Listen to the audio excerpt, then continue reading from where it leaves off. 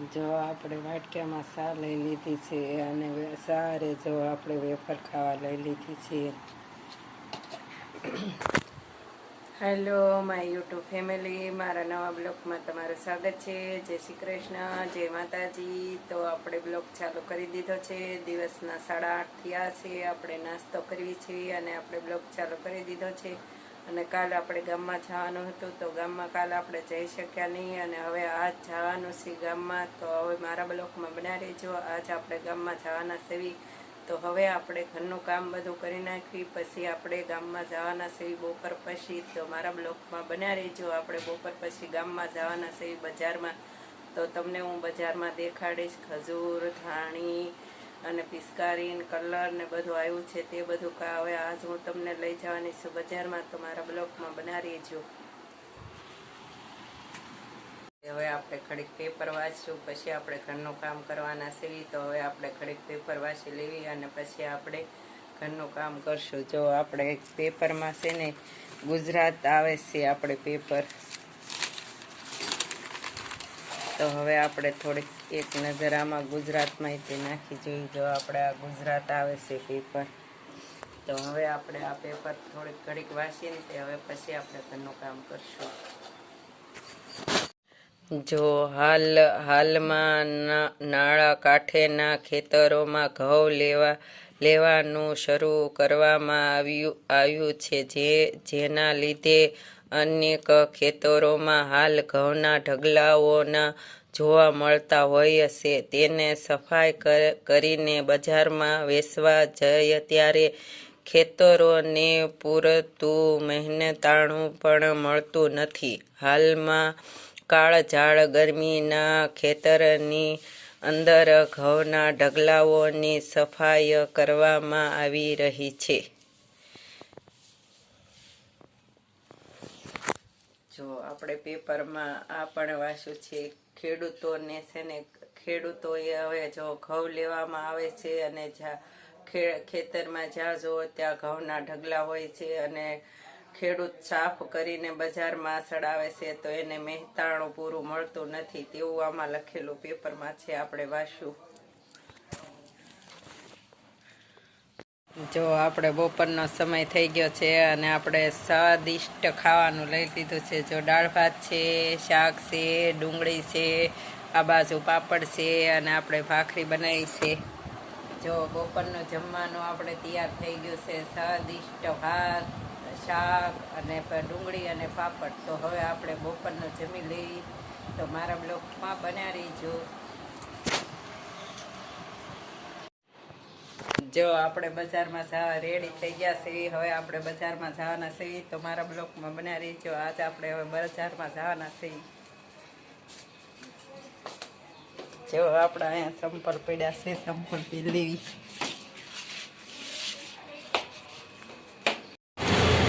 જો રિક્ષામાં બેસી ગયા આપણે.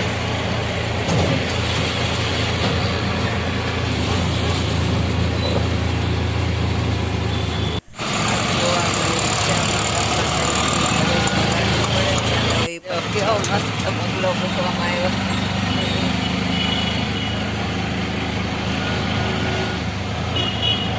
તળાવમાં પહોંચી ગયા આપણે. બજારમાં જો પહોંચી ગયા છીએ આપણે. ખાલી ખામ અત્યારે તડકાની. ગાયને એક જ શીંગડું છે. પાણીની આવડા.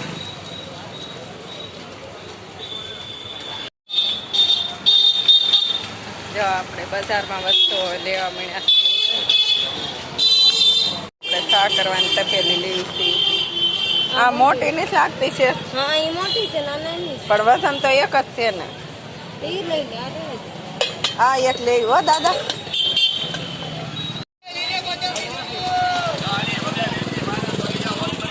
જો પેપચી આવી ગઈ.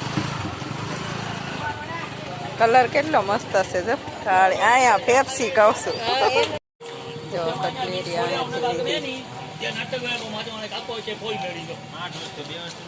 બે વસ્તુ નાખજો હો થઈ જાય. જો ભાઈ મેળત બધું કરે છે હો. હા ક્યાં જઈએ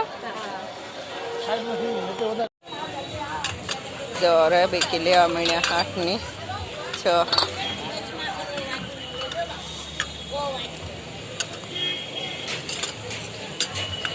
જો આપણે રેબીકી લેવા માંડ્યા છીએ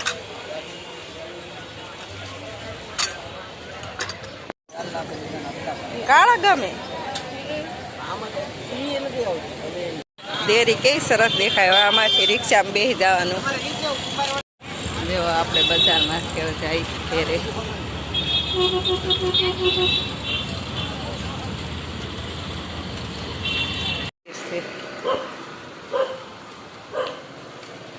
ઘેરે આવ્યા છે